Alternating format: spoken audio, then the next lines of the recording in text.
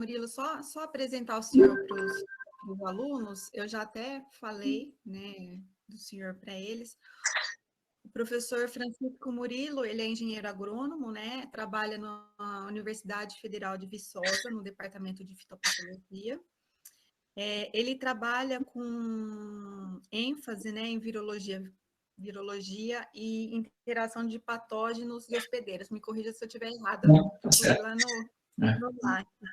E ele é o presidente internacional do Comitê de Nomenclatura, né, de vírus.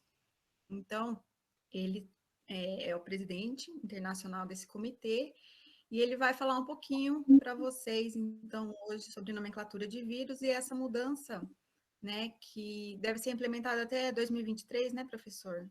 Ela já foi aprovada, né?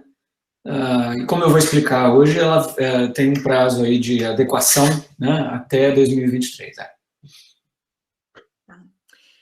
Então o senhor fica à vontade e depois aí da palestra a gente pode fazer umas perguntinhas. Claro, né? Claro.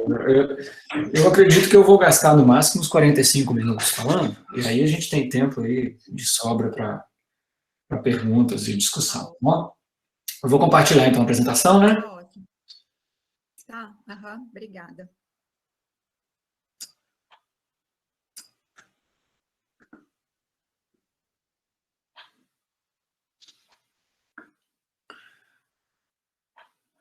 Todo mundo visualizando direitinho? Sim. Eu vou desligar.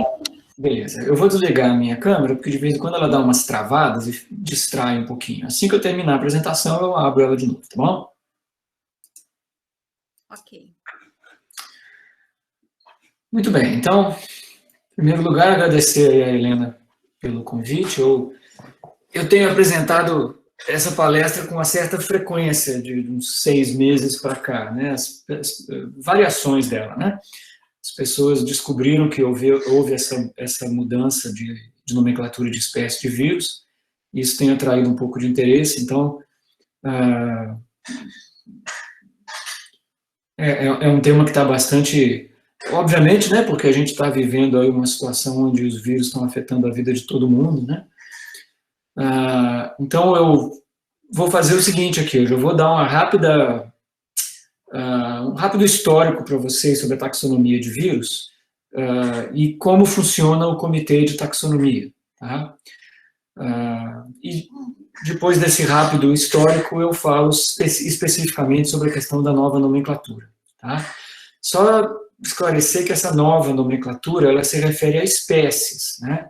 Os outros taxa, a nomenclatura já está bem estabelecida há muitos anos e não mudou. Só realmente a nível de espécie que está ocorrendo essa mudança. Tá? Eu vou explicar isso direitinho para vocês ao longo da apresentação. Então, como a Helena falou, eu sou professor na Universidade Federal de Viçosa, né, na fitopatologia, trabalho com vírus, óbvio, né? Mas há muitos anos já que eu estou envolvido, então, no Comitê Internacional de Taxonomia.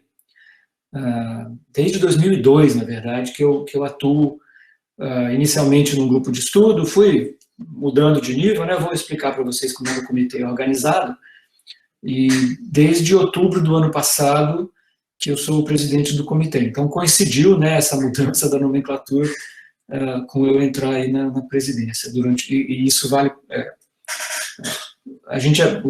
o mandato do presidente é de 3 anos, então é justamente o tempo aí que vai ocorrer a implementação dessa nova nomenclatura. Bom, deixa eu só começar aqui com uma... Eu sei que é disciplina de nomenclatura, né? Mas, assim, a nomenclatura ela está completamente conectada com a taxonomia, né? E, especificamente no caso de taxonomia de vírus, ela tem algumas particularidades, né? Eu costumo dizer que é a taxonomia mais avançada que existe, né? Nem todo mundo concorda comigo quando eu falo isso, mas eu digo isso porque, como a gente lida com um vírus que tem, normalmente, né, a grande maioria, tem genomas muito pequenos, né?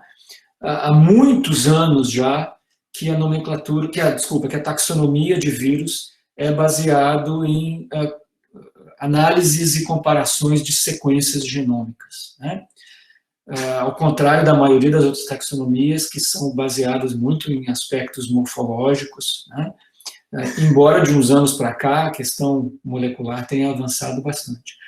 Mas no caso de vírus, tanto porque tem genoma pequeno e, consequentemente, é fácil de sequenciar, mas também porque não existe muito como fazer taxonomia baseada em morfologia, desde muito tempo atrás que a taxonomia de fato é baseada em características moleculares e sequências de genomas completos, né? E isso tem levado a uma taxonomia muito robusta, muito, né, o relacionamento evolucionário entre os vírus é a base da taxonomia de vírus, e hoje a gente tem uma visão muito clara disso, né? Então, essa frase que eu estou mostrando aí para vocês é de um ex-presidente do ICTV, e, na verdade, um virologista famosíssimo, né, chamado Frank Fenner. Ele foi presidente do CTV na década de 70. E essa foto dele aí, ele tá fazendo um anúncio na Assembleia Geral da OMS, comunicando a erradicação da varíola, né? Não sei se vocês sabem, mas a varíola é a única, hoje em dia não é mais, já teve uma segunda, mas ela foi a primeira virose a ser erradicada do mundo, né, lá no final da década de 70. E o Frank Fenner, então, ele foi presidente do ICTV também, e ele tem essa frase que eu acho muito legal, que ele fala que a taxonomia, né, está naquela interface difícil ali entre a biologia e a lógica, né, porque a biologia é um contínuo, né, mas a taxonomia a gente tem que estabelecer uma lógica para as coisas, né, e esses dois sistemas seguem regras diferentes. Então, a gente tenta conciliar esses dois sistemas da melhor forma possível, né. E ele tem uma outra frase que eu acho muito legal também, que é essa aqui, ó, os taxa normalmente são construídos em cima de relacionamentos que a gente gostaria de acreditar do ponto de vista de evolução, mas não é capaz de provar, né? E eu estou destacando aqui o mais não é capaz de provar, porque essa frase dele foi lá dos anos 70, né? E hoje em dia, em 2020, em muitos casos a gente já consegue provar, né? Então, o objetivo da taxonomia de vírus hoje em dia, ele é claramente refletir o relacionamento evolucionário entre os vírus, né? E se lá nos anos 70 isso era muito difícil, hoje em dia já é bem menos difícil, né? Eu não vou dizer para vocês que a gente tem uma visão 100% clara disso, mas a gente tem uma visão razoavelmente clara disso hoje em dia, mas de qualquer forma esse não é o tema da minha fala aqui hoje, né? A gente vai falar especificamente de nomenclatura. Como esse breve histórico, então, né, a virologia, por si, né, como ramo aí da biologia, ela é um ramo relativamente jovem, né? As pessoas estudam plantas, animais há muitos séculos, né? Mas os vírus, eles só foram descobertos mesmo no final do século XIX, né? E o primeiro vírus a ser descoberto foi o vírus que hoje a gente chama de vírus do mosaico do tabaco, né, que foi descoberto na Europa no final do século XIX, como eu falei, né, 3 pesquisadores trabalhando mais ou menos na mesma época, né, um na Holanda, o Mayer, depois o Ivanovski na Rússia, e o Beijerinck também na Holanda. O Beijerinck foi sucessor do Mayer, né. Eles trabalhavam com essa doença, então, na época, chamada mosaico do tabaco, que tinha causa desconhecida. Eles não sabiam qual era a causa, inclusive o objetivo deles era descobrir qual era o agente causal dessa doença. E nessa época, gente, agentes causais de doenças eram fungos e bactérias, né? Era o que se sabia, tanto em plantas como em animais, né? E em termos de microbiologia, não se conhecia nada menor do que uma bactéria, o menor micro-organismo conhecido na época, e tinham sido recém-descobertos, inclusive, né? Então, o Mayer, o Ivanovski e o Beijerinck ficaram famosos, né, na virologia, porque eles fizeram um experimento relativamente simples, né, mas que, né, obteve um resultado interessante. Eles obtiveram extrato de folhas de tabaco com mosaico e filtraram esse extrato nos filtros que eram uma invenção muito recente, né, porque o Pasteur tinha desenvolvido esses filtros, né, o Louis Pasteur, que eram filtros capazes de reter bactérias. Foi um avanço enorme, um avanço tecnológico enorme na época, né, porque permitiu purificação de água, etc., né? Então, eles, né, o Mayer, inicialmente, logo depois o Ivanovski, eles queriam testar se o mosaico do fumo era causado por uma bactéria. Mas quando eles obtiveram esse filtrado e inocularam esse filtrado em plantas de fumo sadias, eles reproduziram a doença. Então, né, a conclusão óbvia é que o agente causal do mosaico do fumo não era uma bactéria. Só que a história é interessante porque tanto o Mayer como o Ivanovski, eles fizeram o experimento correto e obtiveram o resultado, mas não foram capazes de interpretar o resultado corretamente, né? Quem fez isso foi o Beijerinck. O Beijerinck concluiu acertadamente, né, porque o Mayer fala assim, deve ser uma bactéria difícil de isolar, não consegui isolar, o Ivanovski achou que o filtro estava com defeito, né? Mas o Beijerinck não, o Beijerinck concluiu que o mosaico do fumo deveria ser causado por um agente distinto de fungos e bactérias, e ele foi a primeira pessoa a dar um nome para esse agente, né? E aqui está a citação do trabalho dele, ele publicou o trabalho dele em alemão, eu não sei ler alemão, mas eu quero destacar essa parte aqui, que inclusive eu usei no título da minha palestra. Ele chamou o agente ele usou essa expressão latina, contagium vivum fluido, que quer dizer fluido vivo contagioso. E ele abreviou isso, né, e chamou de vírus. Vírus também é uma palavra de origem latina, que quer dizer veneno, né? Então, assim, ele usou essa palavra vírus para se referir, então, a esse agente causal do mosaico do fumo. Ele não sabia qual era a natureza do agente, né? Isso demorou mais quase 40 anos para ser descoberto, mas ele concluiu acertadamente que era algo fundamentalmente distinto de uma bactéria. E nessa expressão que ele usou aqui, vocês veem que tem 3 palavras, né? Eu falo que assim, ele acertou 2, né? A terceira ele errou, porque a primeira ali é contágio, né? Contagioso, né? Tá corretíssimo, né?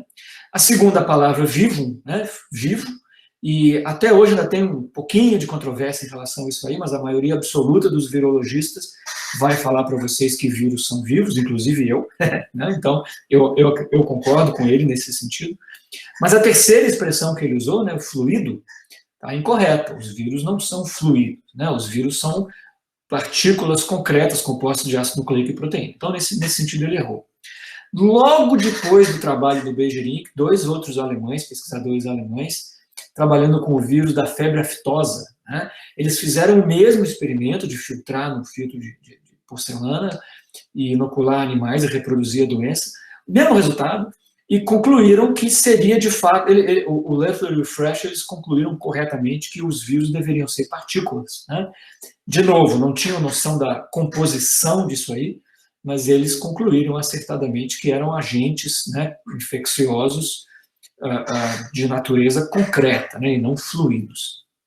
Então, nessa época, né, no final lá do século XIX, logo que os trabalhos do Beijerinck e do Leffler e Fresh foram publicados, várias outras doenças que até então tinham etiologia desconhecida foram então caracterizadas como doenças causadas por esses agentes ainda um pouco misteriosos, né, que as pessoas não entendiam muito bem o que eram, né, mas sabiam que eram alguma coisa distinta de fungos e bactérias, muito pequeno, porque passava por esses filtros, não conseguia ser observado no microscópio, né, mas definitivamente era capaz de ser transmitido e causar doença. Então, aceitou-se a partir de então que existiam essas coisas chamadas vírus, né? E imediatamente, né, começaram as tentativas de organizar uma taxonomia de vírus. Eu falo que a taxonomia é uma obsessão, uma compulsão humana, né? Nem todo mundo, né? Mas muitas pessoas têm essa obsessão em organizar as coisas, né? Criar categorias para classificar as coisas, né? Então, mesmo antes da gente saber exatamente o que eram os vírus, já houve tentativas de organizar um sistema de taxonomia, tá? E a natureza bioquímica dos vírus só foi compreendida a partir da década de 30. Tá? Então, antes da década de 30, que eu estou me referindo aqui como a pré-história da virologia, né? O que a gente sabia sobre os vírus eram as suas propriedades biológicas, né? Por exemplo, as espécies, no caso de vírus de planta, as espécies de plantas que eles infectavam, os sintomas que eles causavam nessas diferentes espécies, E já se sabia, nessa época, que muitos vírus eram transmitidos por insetos. Né? Estou colocando aqui um pulgão, uma fídeo, uma cigarrinha e um tríplice. Eu não sabia aí desculpa, o Ellison, obrigado, trabalha com tríplice, né? Mas não foi de propósito, né? Porque tríplices são vetores importantíssimos de vírus, né? Por isso que eu estou colocando a imagem de um tríplice aqui, junto com pulgão e cigarrinhas. Então, esse tipo de informação já existia, né? Então, houve tentativas, né? Como essa aqui de Johnson e Home, em 1935, de classificar vírus em grupos, com base no que se sabia sobre vírus na época, propriedades biológicas.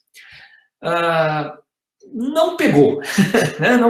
não deu certo, não foi adotado pela comunidade. Por que não foi adotado? Porque essas propriedades que ele usou, elas não refletem adequadamente o relacionamento entre os vírus. Né? Por exemplo, sintomas. Né? Praticamente todo vírus de planta causa algum tipo de sintoma foliar, mosaico, deformação foliar, inclusive vírus que são completamente diferentes. Então, os sintomas é um péssimo critério taxonômico, a gente não usa isso hoje em dia mais. Né? Então, e mesmo transmissão, tem uma quantidade enorme de vírus transmitidos por afídeos, por exemplo, que não tem relação próxima entre si. Né? Então, apesar da tentativa, né, a tentativa foi feita, o trabalho foi publicado e tudo, mas a comunidade não adotou essa taxonomia porque percebia que ela era deficiente, que ela não funcionava bem. Né? Ao longo das décadas de 50 e 60, houve muitos avanços. Né? Aí sim a gente já conseguia visualizar partículas de vírus, porque foi criado o microscópio eletrônico. Né? E no microscópio eletrônico a gente consegue visualizar partículas. Eu estou mostrando aqui para vocês partículas do vírus do mosaico do tabaco. Né? Os vírus também foram finalmente compreendidos do ponto de vista bioquímico, né?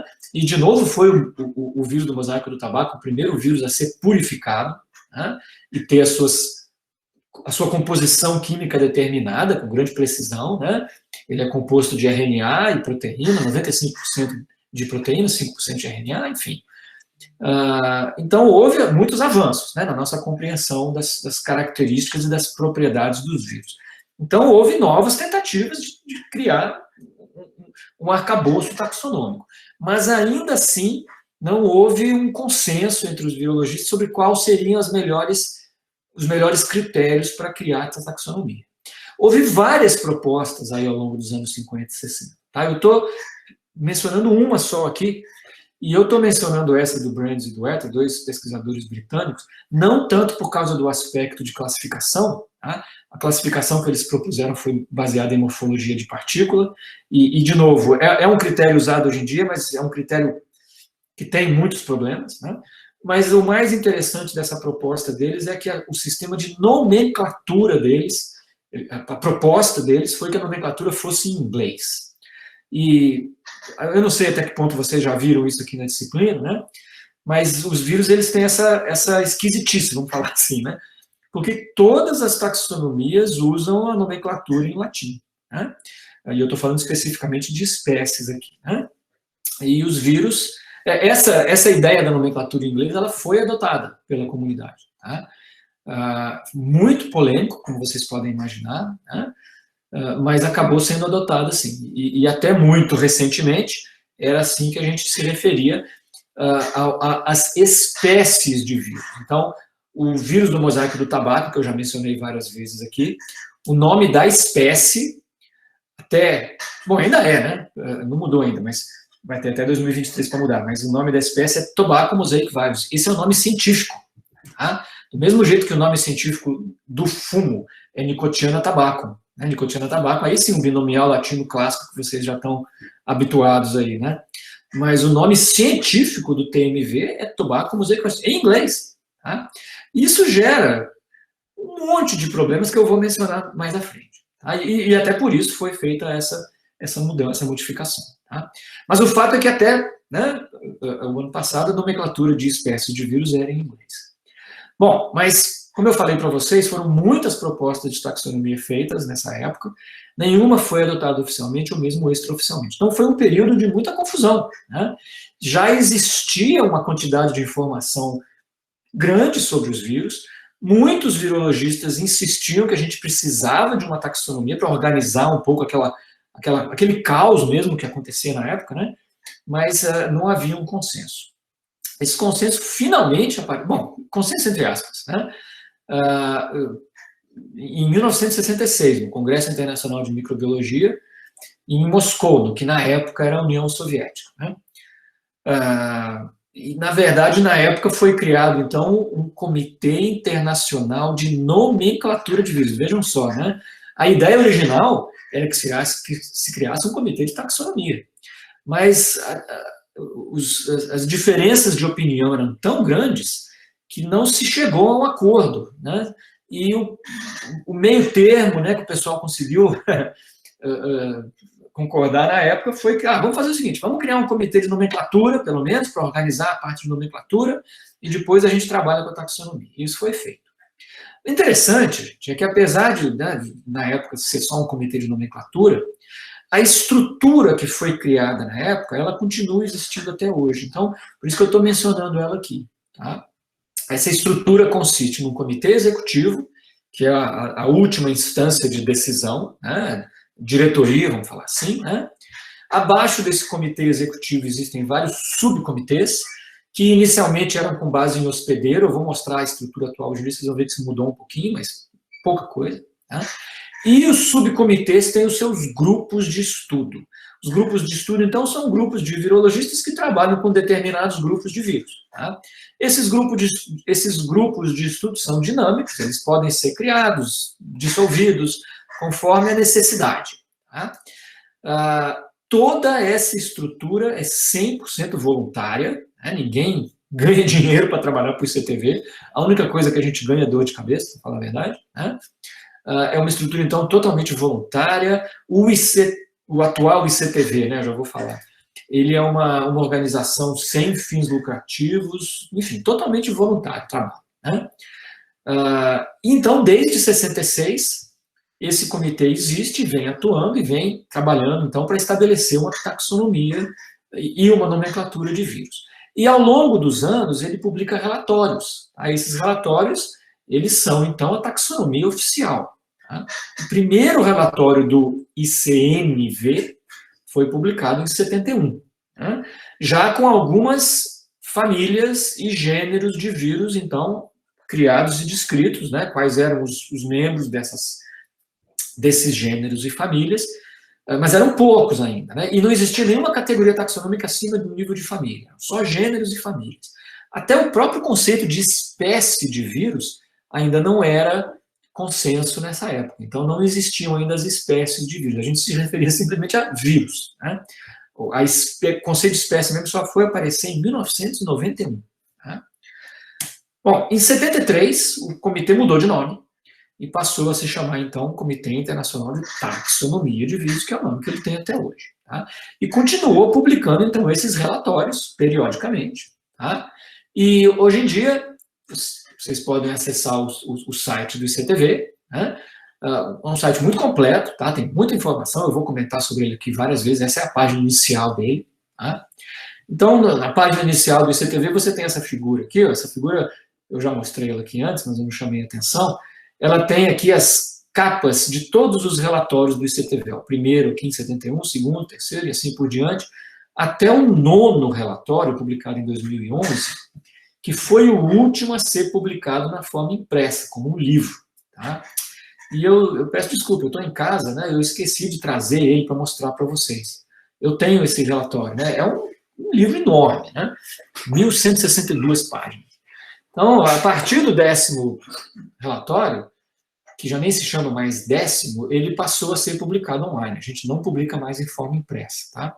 Então, você pode clicar aqui, e você já cai direto no relatório. E como ele é online hoje em dia, isso tem uma série de vantagens. Né? Ele não precisa mais ser publicado periodicamente. Hoje em dia ele é atualizado em tempo real. Tá? Então a gente tirou o ordinal dele, né? Não é mais o 10º relatório, é simplesmente o relatório. Tá? E acesso gratuito também. Tá? Não tem nenhuma restrição de acesso aqui. Assim que eu terminar aqui, vocês podem acessar. Talvez até durante aqui, enquanto eu estou falando, já tem gente tentando acessar. Tá? Então, todos esses recursos aqui que estão no site, eles são de acesso livre. Tá? Então, os relatórios são a principal forma, né, do ICTV comunicar à comunidade a taxonomia oficial. Tá? Aqui está a estrutura atual do ICTV. Tá? Então, o comitê executivo, como eu falei para vocês, que hoje em dia tem 23 virologistas de 13 países. Tá? Ele é internacional mesmo. Né? Embora até hoje todos os presidentes tenham sido ou americanos ou ingleses. Né? Eu sou o primeiro, na verdade, que não é de país de língua inglesa. Então, são 7 subcomitês. Vocês podem ver aqui, ó, alguns subcomitês são organizados em termos de tipo de genoma de vírus, né? Vírus de DNA, vírus de RNA fita dupla, RNA fita simples. Outros ainda são organizados em termos de hospedeiros, vírus de arqueia, de bactérias, de fungos, protistas e de plantas. Tá? Então, são 7 subcomitês, e cada um desses 7 subcomitês tem lá os seus grupos de estudo, né? Como eu falei, esses são dinâmicos, né? Essa é a estrutura atual. No final das contas, isso envolve mais ou menos umas 1000 pessoas, tá? Entre os membros do comitê executivo, os coordenadores dos subcomitês e os membros dos grupos de estudo. Tá? Existem também os membros vitalícios e os representantes nacionais. Tá? Então, é uma estrutura bastante grande, né? Como eu falei, envolve aí cerca de 1000 pessoas, né? Todo mundo voluntário. Tá? E o ICTV, o comitê executivo do ICTV, ele se reúne uma vez por ano. A gente tem umas reuniões anuais. Tá? Eu estou listando aqui as 3 últimas. A 50ª reunião aconteceu em 2018 em Washington, a 41ª em Berlim. A 52ª foi online, da mesma forma que a 53ª, que vai ser agora em julho, vai ser online também. Né? Eu espero, sinceramente, que a de 2022 já seja presencial, mas vamos ver. Né? Então, nessas reuniões anuais, o que a gente faz? A gente discute, né, as propostas taxonômicas. Eu já vou mostrar para vocês como é que é o processo decisório. Tá? E vocês podem ver aqui que o número de propostas aprovadas é grande por ano. Essas reuniões duram 2, 3 dias. Não é turismo, não, viu? É muito trabalho. Essa reunião de Berlim mesmo, eu cheguei em Berlim no domingo à tarde, reunião segunda e terça o dia inteiro, quarta de manhã eu vim embora. Visitei o aeroporto, a estação de trem e o meu hotel. Foi de mais nada lá, né? E é assim, são reuniões muito intensas, né? A gente não para um minuto. E eu estou listando aqui o número de propostas aprovadas. Algumas propostas, obviamente, são rejeitadas ou são enviadas de volta para quem fez a proposta, para fazer mudanças, enfim, existe todo um trâmite, né, para essas propostas de taxonomia serem aprovadas. Tá? Então, além do relatório do ICTV, a gente também publica artigos científicos, né, artigos de comunicação, desculpa, para comunicar essas decisões. Então, existe uma revista chamada Archives of Virology, ela tem uma seção específica chamada Virology Division News, porque o ICTV ele é um órgão da Virology Division da União Internacional de Sociedades de Microbiologia. Tá? Então, a gente publica, geralmente uma vez por ano. Aqui está o update, né, a atualização taxonômica de 2019, a atualização de 2020. A gente lista as propostas que foram aprovadas naquele ano e já põe o link para o site. A pessoa ir lá no site. No site tem todas as propostas, são todas lá. Tá? Então, isso é feito uma vez por ano. E, com periodicidade aleatória, né, alguns grupos de estudo podem, a hora que eles quiserem, publicar também atualizações de taxonomia. Tá? Então, aqui está uma atualização taxonômica do grupo de estudo de vitivírus, que são vírus que infectam plantas, principalmente videira. Aqui está uma outra comunicação de criação de um filo. Enfim, vocês encontram, né, em diferentes periódicos aí de virologia, publicações relacionadas a comunicando decisões de taxonomia. Tá? Então, o ICTV é bastante ativo, como eu falei para vocês, e é assim que a gente trabalha. Tá? Só para terminar essa parte, né, só para comentar com vocês terem ideia, algumas decisões recentes do ICTV que geraram muito impacto na comunidade de virologia. Né? Talvez a mais impactante nos últimos anos tenha sido essa aqui, ó, a classificação de vírus identificados em estudo de metagenômica. De novo, não é meu objetivo aqui hoje, né? Mas isso é relevante, gente, porque esses vírus identificados em estudo de metagenômica, não existe um isolado viral, é só uma sequência. A única coisa que você tem é a sequência. Né? Então, é uma questão que, principalmente o pessoal mais velho, né, tem que falar isso, né, eles acham isso um absurdo, né, você classificar uma sequência. Né? Eles falam, não, o vírus não é uma sequência, tem que ter um isolado, etc. Né? Só que hoje em dia, a sequência informa muito sobre a biologia. A gente consegue extrair da sequência informação biológica. Né? Então, essa foi uma decisão que o ICTV tomou em 2017, de aceitar sequências de vírus em estudos de metagenômica na classificação. E tem um monte de detalhes aqui que eu não venho ao caso aqui hoje, né? Mas o fato é que hoje a gente já classifica vírus, sim, quando a única coisa que você tem é a sequência. Às vezes a gente não sabe nem qual é o hospedeiro, tá? Mas se a sequência passar por certos controles de qualidade, a gente classifica. Tá? Hoje em dia também a taxonomia de vírus tem todas as categorias taxonômicas, isso até recentemente não existia. Tá?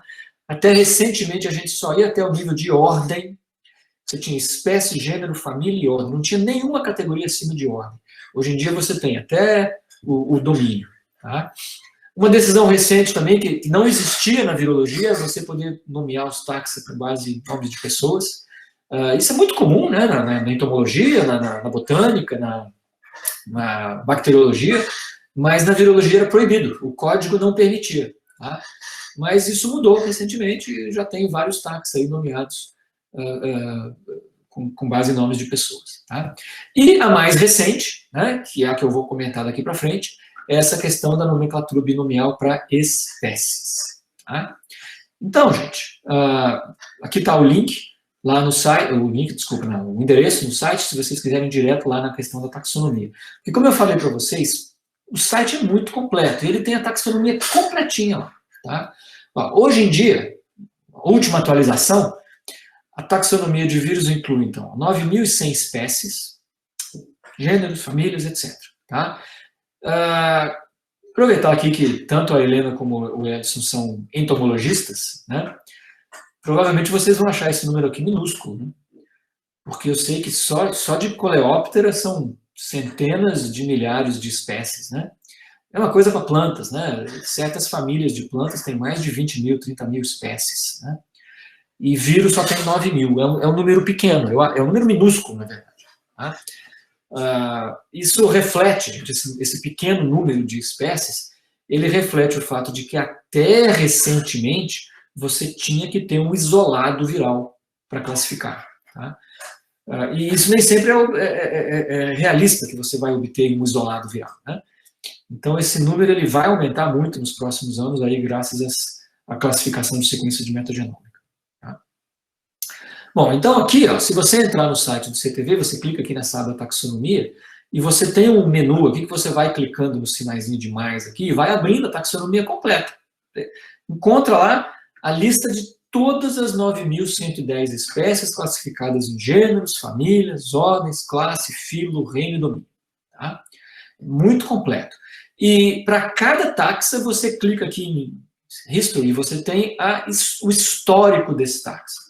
Quando que ele foi criado, se ele teve alguma modificação, se o nome mudou, se a taxonomia em si mudou, está tudo ali, é só clicar. Né?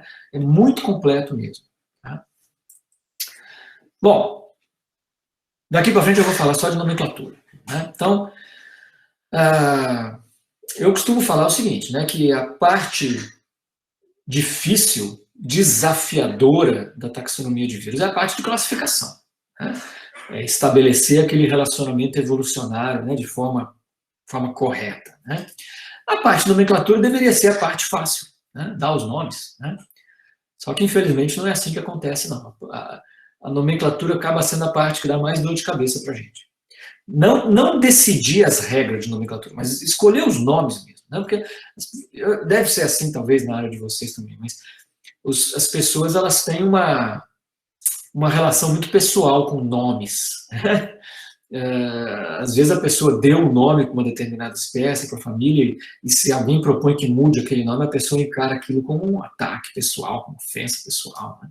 Então isso gera muito debate, muita discussão. Né? Então qualquer mudança de nomenclatura dá muita polêmica. né?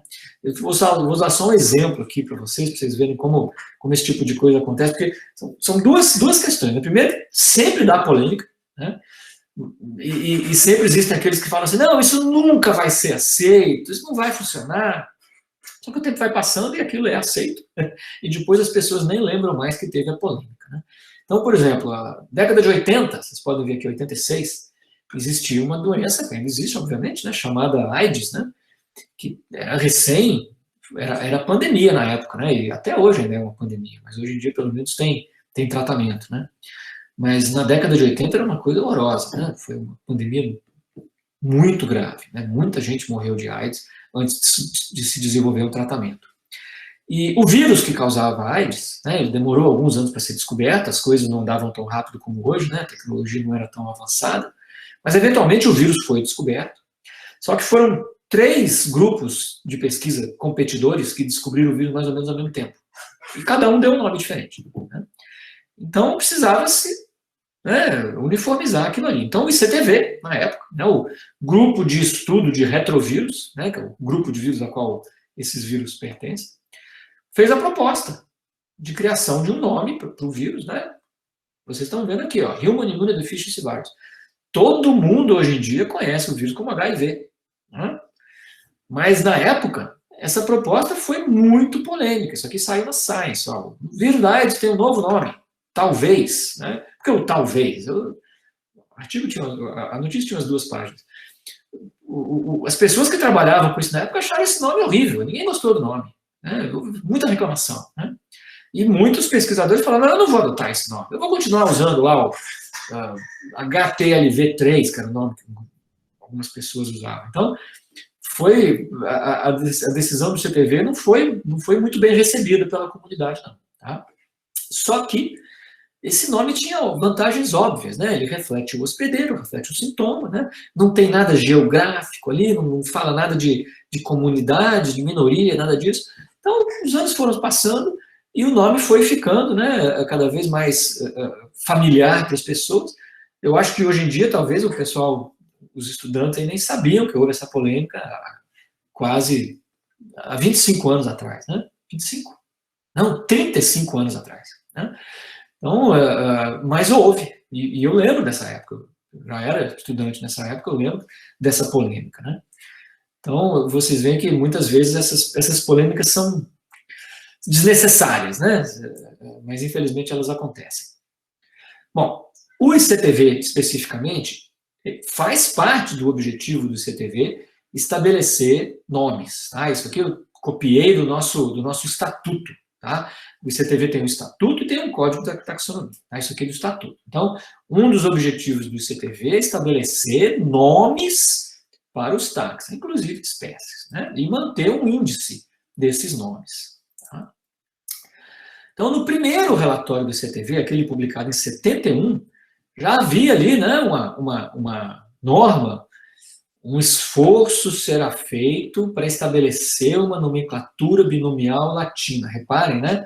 Até então era em inglês, mas já em 71 já existia essa ideia de adotar uma nomenclatura binomial latina, da mesma forma que as outras taxonomias, que os outros ramos da biologia faziam. Tá? Bom, rapidamente isso foi estabelecido para todos os taxa acima do nível de espécie. Tá? Então, aqui, a estrutura atual. Né? Então, esquece espécie por enquanto, porque aqui é irregular, mas desde subgênero até o domínio, né, o realm, que a gente chama em virologia, o nome dos taxa é padronizado. Então, todas as famílias de vírus têm esse sufixo viridae. Né? Então, por exemplo, eu trabalho com vírus que pertencem à família Geminiviridae. Já trabalhei com vírus que pertencem à família Potiviridae. O HIV pertence à família Retroviridae. É sempre terminado em viridae. Essa é a terminação de família. Ordem termina em viralis. E assim por diante. Isso é padrão, todo mundo segue. Então, sempre que uma nova família de vírus é criada, ela vai ter um nome que é alguma coisa viridae.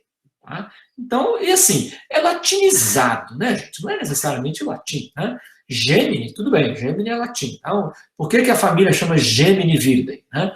Porque as partículas virais têm uma estrutura geminada. É um nome bonito, né? Mas tem muitos nomes de família que, no fundo, não são latim, né? Então, por exemplo, o vírus do mosaico do tabaco, ele pertence à família Virga viridae, tá?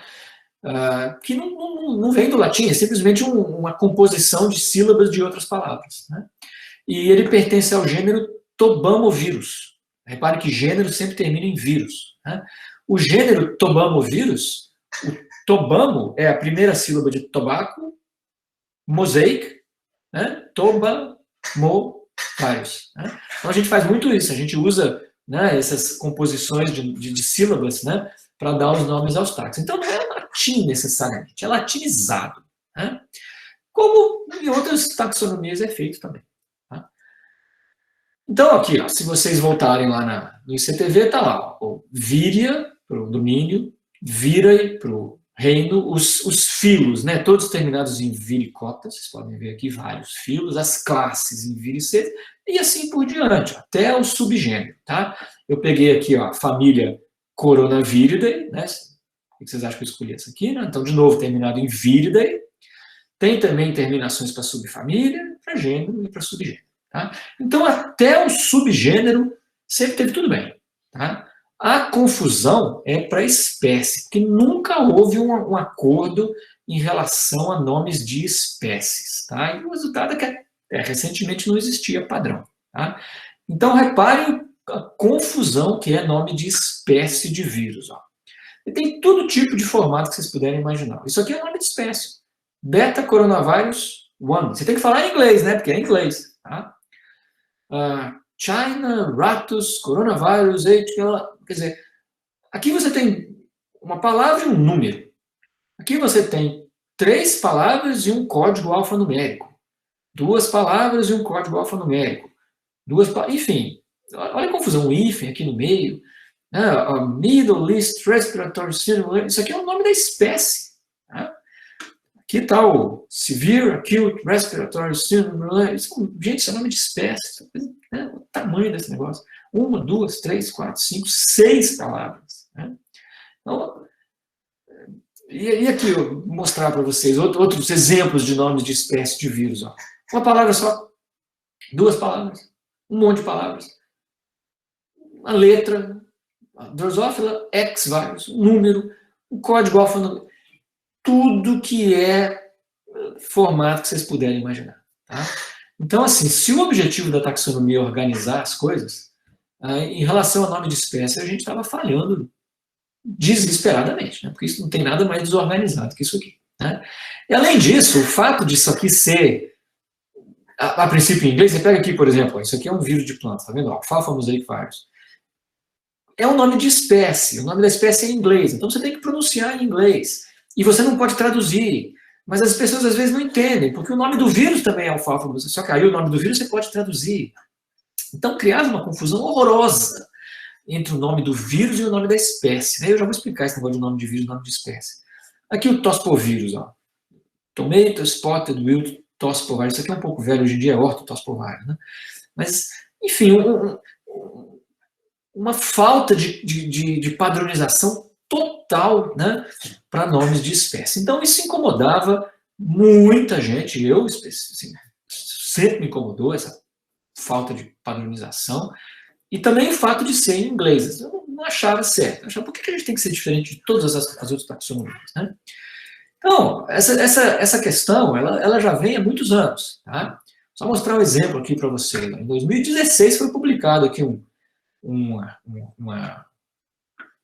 artigo de opinião, né, onde um grupo grande, aqui eu estava no meio, sugeria, né, vamos, porque assim, existia inclusive um debate, né, as pessoas falavam assim, olha, são 6 na época, né, 6.000 e tantas espécies de vírus, nós não vamos conseguir mudar os nomes agora, larga a mão disso, né, desiste disso, vocês não vão conseguir bolar 6.000 nomes binomiais latinos.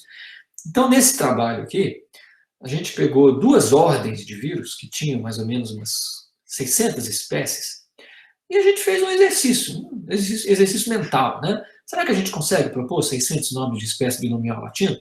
E a gente publicou, assim, e olha, sinceramente, demorou 2 dias para propor esses 600 nomes, né? Então, a gente basicamente mostrou nesse trabalho o seguinte, olha, se quiser, tem como fazer, né? E a gente comentou também algumas vantagens e desvantagens de uma nomenclatura binomial latina, tá? Esse artigo aqui, ele não teve muita repercussão na época, tá? Mas várias dessas pessoas que são autores aqui eram membros do comitê executivo do ICTV, né? Eu já era na época, o último autor aqui também era, o Arvind também era, estou vendo aqui, Marco Krupovic, devia ter uns 6 ou 7 membros do comitê executivo aqui, tá? Então a gente acabou levando essa discussão para o comitê executivo, e em 2017 essa discussão começou a acontecer lá. Será que a gente devia ir em frente com essa mudança de nome? Mudança de nomenclatura, né? Essas discussões já tinham acontecido no passado, não tinham sido, né, aprovadas, e a gente acabou comprando essa briga, entre aspas, e resolvendo tentar fazer mais uma proposta, né? Então, para que fazer isso, né? Bom, para mim é óbvio, né? Mas a gente tem que explicar, né? Primeira coisa, consistente com todas as outras taxonomias, né? Taxonomia de planta, nomenclatura, desculpa, né? Nomenclatura de planta binomial latina, de animais é binomial latina, de insetos, né? De bactérias também, todas as outras, só de vírus que não era, né? Então, eles criavam os biólogos, os zoólogos, eles não entendiam a nomenclatura de vírus. A gente tinha que ficar explicando. E às vezes a gente mesmo não conseguia explicar direito, né? Então, vai tornar óbvia a referência ao nome da espécie. A partir do nome que você tem um binomial latino, ninguém vai ter dúvida de que aquilo ali é o nome de espécie de vírus, né? Hoje em dia isso não é claro, né? Alfalfa, mosaic virus. Isso é nome de espécie, é nome científico. A gente, né? Pessoas não entendem isso. Muitos virologistas não entendem isso. Muitos editores de revistas não entendem isso. Ficam traduzindo os nomes, né? Então, nunca vai ser traduzido. Vai ser representado da mesma forma em qualquer idioma, né? Então, hoje em dia, o nome da espécie é esse aqui. Vai virar alguma coisa desse tipo aqui. Isso aqui é só uma sugestão, tá? Então, repare, isso aqui, a pessoa confunde com o nome do vírus. A pessoa traduz, né? Ela não escreve em itálico, não põe a primeira letra maiúscula, né? Porque não tem aquela, né? São 3 palavras. A partir do momento que o nome da espécie for o nome do gênero seguido do epíteto específico, ninguém vai ter dúvida mais que isso aqui é o nome de espécie, né? É uma coisa, ó. Severe, acute, respiratory syndrome, corona, você até cansa de falar, né? Vai virar alguma coisa desse tipo aqui, ó. Beta coronavírus SARS. Pronto, acabou, nome de espécie, né? Ninguém tem dúvida mais que isso aqui é um nome de espécie, é um nome científico. Ele é meio latinizado, né? A gente reconhece aquele sistema lá do Linneu, então fica fácil de todo mundo identificar isso como nome de espécie e tratar corretamente como nome de espécie, né? Inclusive a forma de escrever, a ortografia, né? Não vai ter mais problema, tá? Então, talvez para vocês aqui eu não precisasse fazer essa explicação, né? Mas eu estou acostumado a ter que explicar isso para o virologista, né? Então, uma coisa é o nome não comum do animal. Eu já vou falar de vírus, né? Então, por exemplo, essa espécie de macaco aqui, né? Aqui no Brasil a gente chama de bugio, tá? Tem o nome em inglês, tem o nome em espanhol, tem o nome em alemão, né? Esse é o nome do macaquinho lá, né? Mas qual é o nome científico? O nome científico é a Luata guariba. Eu acabei de falar o nome científico. Eu pronuncio isso aqui da melhor forma que eu acho possível, é um binomial latino, né? Um americano vai falar lá, né? Aluara, guariba, vai falar com aquele sotaque esquisito dele lá, mas no fundo ele falou a mesma coisa que eu, dá para entender, né? O alemão também vai falar, o chinês também vai falar, o indiano, enfim, todo mundo vai usar o mesmo nome. E na hora de escrever, todo mundo vai escrever dessa forma. Então, o objetivo disso é facilitar a comunicação científica, né? Se eu escrevo o nome comum do alguém, eu posso estar confundindo. Em diferentes regiões ele tem nome diferente, mas o nome científico é sempre o mesmo, né? Por isso padronizar. Vírus, hoje em dia, você também tem nome de vírus, né? Vírus da febre amarela. Em inglês, em espanhol, em alemão. Agora, qual é a confusão com o vírus? Aqui o nome da espécie, olha só, é Yellow Fever Virus. É o mesmo nome do vírus em inglês. Então a pessoa acaba traduzindo, né? O alemão, quando escreve em alemão, acaba traduzindo. Ele fala que o nome da espécie é né? Não é. O nome da espécie é Yellow Fever Virus. Mas é esquisito isso, né? Então o que a gente propõe? Que o nome da espécie passe a ser alguma coisa como Esse aqui, o nome do gênero e eu estou usando esse Finlay aqui porque é em homenagem ao pesquisador chamado Carlos Finlay, que foi a pessoa que descobriu que a febre amarela é transmitida por mosquito. De novo, é só uma proposta. Você pode colocar o que você quiser aqui. Mas olha como agora é claramente um nome de espécie. Né? Você compara isso aqui com isso aqui. Né? Bom, para mim sempre foi óbvio, né? Para muita gente sempre foi óbvio, mas tinha uma resistência enorme da comunidade virologista. Né? E principalmente essas 3 reclamações aqui eu ouvi o tempo todo. Tá? Eu vou ter que aprender latim. Não vou conseguir criar tantos nomes, não vou conseguir lembrar de todos esses nomes. Né? Aí vocês vão rir, né? De novo, eu não sabia que vocês, Helena, tudo era entomologista, né? Mas, por exemplo, os exemplos que eu usava quando eu apresentava essas palestras, né? Existem 9.000 espécies de pássaros, existem 28.000 espécies de orquídeas, e existem aproximadamente 400.000 espécies de besouro, de uma ordem de inseto, né? Coleóptera. Todos eles têm nomenclatura, têm nome científico binomial latino. Aí eu pergunto assim, né? Será que algum ornitólogo sabe os nomes das 9.000 espécies de pássaros? Será que algum orquidófilo sabe os nomes das 28.000 espécies de orquídea? Será que vocês sabem os nomes das 400.000 espécies de besouro? É claro que não. Você sabe lá o nome das espécies com que você trabalha, algumas relacionadas. Você precisa buscar o nome de alguma outra espécie, você vai consultar alguma literatura, algum código, né? Claro que você não vai memorizar. E ninguém fala latim hoje em dia, a gente usa aquelas regrinhas simples, né? Ou latiniza o nome. Então, né? Mas eu ouvi esse tipo de reclamação o tempo todo. Né? Bom, deixa eu explicar para vocês como é que é o processo de decisão do ICTV. Porque uma outra reclamação que a gente ouve às vezes, né, que o ICTV decide as coisas sem consultar a comunidade, de forma de cima para baixo, enfim, a gente muitas vezes é criticado por conta disso, né? Mas eu vou argumentar aqui para vocês que o processo de decisão do ICTV é super transparente e é super inclusivo, tá? E, na verdade, é um processo, assim, ele tem um grau de complexidade, eu não vou entrar nos mínimos detalhes aqui, tá? Mas vocês vão ver até o tempo que leva. Então, as propostas de taxonomia são submetidas, existe um ciclo anual para isso, tá? Existe um prazo, isso é anunciado no site todo ano, tá? Então, qualquer pessoa pode submeter uma proposta de taxonomia. Normalmente, algum grupo de estudo submete, tá? Mas qualquer pessoa pode submeter, tá? Então, essas propostas são submetidas online, tá? O coordenador do subcomitê correspondente, por exemplo, a proposta de taxonomia de vírus de planta, então o coordenador do subcomitê de vírus de planta vai levar essa proposta para a reunião do comitê executivo, reunião anual. Tá? Então, o comitê executivo é que vai analisar as propostas e decidir se aprova ou não. Tá? Nesse ponto, tudo bem, é verdade. São os 23 lá que vão aprovar. Tá? Mas a aprovação pelo comitê executivo é só uma primeira etapa do processo. Tá? Existe uma segunda etapa também pelo comitê executivo, caso a proposta tenha que ter tido algum tipo de revisão. E depois existe uma terceira proposta, que é a ratificação. Essa ratificação ela é feita por todos os membros do ICTV, todos aqueles 1.000 virologistas que eu falei para vocês. E só depois dessa ratificação é que a taxonomia fica oficial. Tá? Então, como é que é a timeline aqui? Né? Geralmente as propostas têm um prazo de meados de junho para ser submetidas. Tá? Claro que isso varia um pouquinho de ano para ano, né? Mas geralmente é meados de junho. Esse ano foi o dia 8 de junho. Tá? Essas propostas, então, são discutidas na reunião anual, que normalmente acontece em julho ou agosto. Né? Então, são apresentadas e discutidas lá. Aí, se tem revisão, essa revisão acontece ao longo do segundo semestre, e tem um segundo voto aqui, que normalmente acontece no começo de dezembro, tá?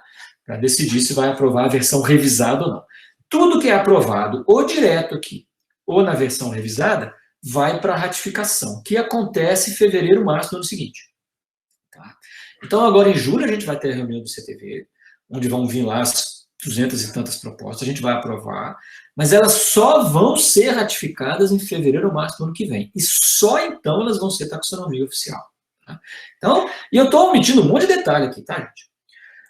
E assim, Na reunião do comitê executivo, uma proposta que está sendo apreciada, ela pode ter várias decisões. Tá? É uma proposta N, uma proposta nova.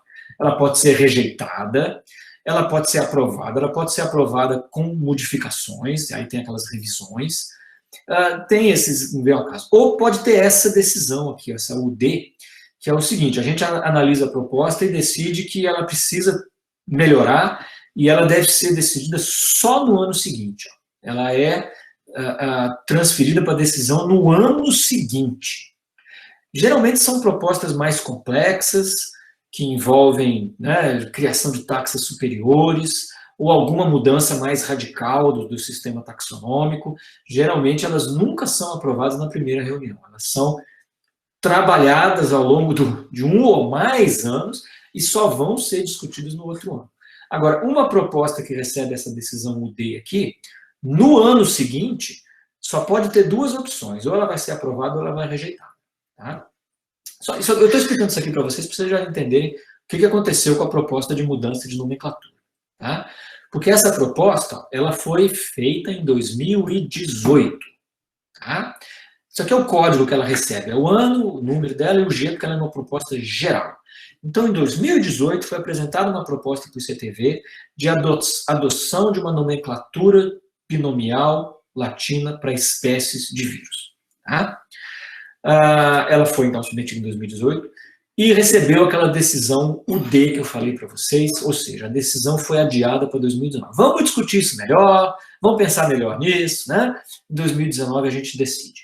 Só que chegou em 2019 e depois de muita polêmica, a gente passou quase que uma manhã inteira discutindo isso, resolveu adiar de novo, que foi uma exceção. Eu acabei de falar para vocês que, né, quando uma proposta é adiada para o ano seguinte, ela tem que ser aprovada ou rejeitada.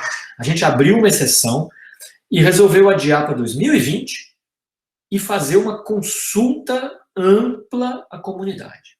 Tá? Coisa inédita. Tá? Trabalho no Virology Division News, ele foi, aqui está 2020, né, mas ele, na verdade, foi publicado online em dezembro de 2019, onde a gente pediu para as pessoas que acessassem o site do CTV, lessem a proposta e comentassem sobre a proposta. A gente fez esse pedido expresso para a comunidade. Tá? Isso, assim, isso foi divulgado em tudo que é congresso que vocês podem imaginar, tá? Além de, obviamente, ter sido publicado. Tá? Então, só para vocês terem uma ideia, aqui, isso aqui no site do CTV, ó, discussões, aqui, essa proposta, ela teve 21 mil visualizações, tá?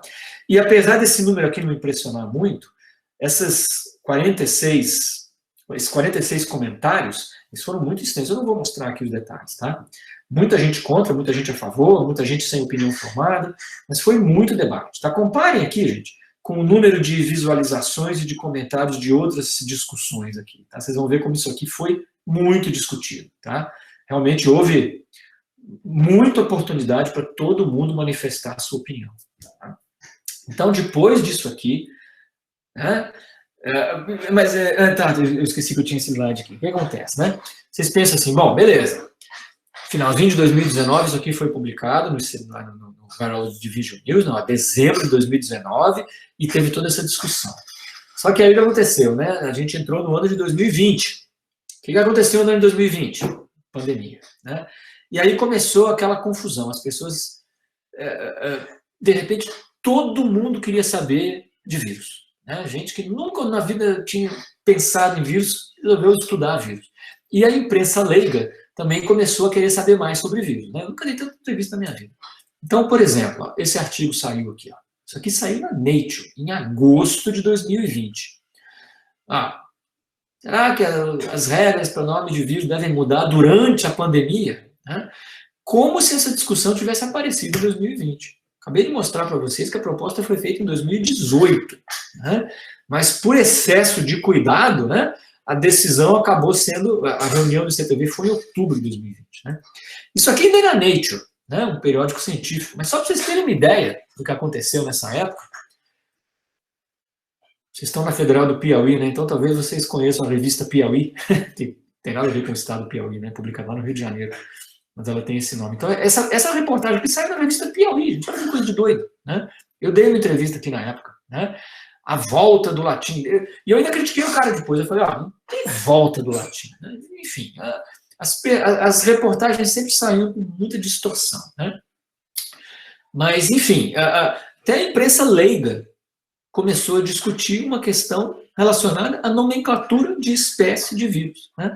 E eu expliquei exaustivamente aqui para o repórter, né, que o nome de vírus o nome do vírus não vai mudar o nome da espécie, né? Enfim, depois vocês podem até tentar, acho que a reportagem está disponível online, é interessante a leitura, né? Então houve muita polêmica, né, dentro e fora da comunidade de virologia, né? Mas no final das contas, na reunião do CTV, a proposta foi aprovada. Tá? E ela foi aprovada por unanimidade. Tá? A questão é que o epíteto específico, né, ele foi decidido que ele vai ter um formato livre. Então, ele pode continuar sendo, por exemplo, um código alfanumérico. Tá? Eu não fui muito favorável a isso, mas fui voto vencido. Né? E, como já foi dito aqui, a gente vai ter 3 anos para mudar esses nomes. Os nomes que já existem. Né? A partir de agora, por exemplo, na próxima reunião do CTV, que vai ser agora em julho, qualquer espécie nova que for criada já tem que ter o formato binomial latino. Tá? Mas os nomes já existentes, a gente tem até 2023 para mudar. Na verdade, na prática, não são 3 anos, né? Vão ser 2 anos. E isso foi ratificado. Né? O voto lá, a ratificação online aconteceu em março de 2021. Então, isso já é a taxonomia oficial. Né? Nessa reportagem aqui da revista Piauí, o repórter me pediu, sugere os nomes de vírus aí que você acha que podem aparecer, né? Então eu sugeri para ele, talvez a gente vai chamar aqui, alfavírus chikungunya, flavivírus dengue, flavivírus zika, tudo isso podem ser, né? Não estou dizendo que vai ser o nome do vírus, definitivamente o nome do gênero, né? Porque a nomenclatura binomial, a primeira palavra é o nome do gênero, né? Isso não muda. O epíteto específico é que pode variar, como eu falei, né? Ele pode ser, aqui, por exemplo, begomovírus lycopersis, alguma coisa a ver com o hospedeiro, né? Pode ser abreviação, né? Lentivírus HIV, né? O famoso HIV aqui. Então, vai poder ter aí diferentes formatos para o epíteto específico, mas vai ser uma nomenclatura do estilo lá das outras taxonomias também. Tá? Então, isso agora está aprovado. Tá bom? E é isso, gente. Vou parar por aqui, terminei a minha apresentação. Até passei um pouquinho do tempo que eu tinha previsto, mas acho que dá tempo aí da gente discutir bastante, tirar quaisquer dúvidas aí ou perguntas que vocês tenham. Tá bom?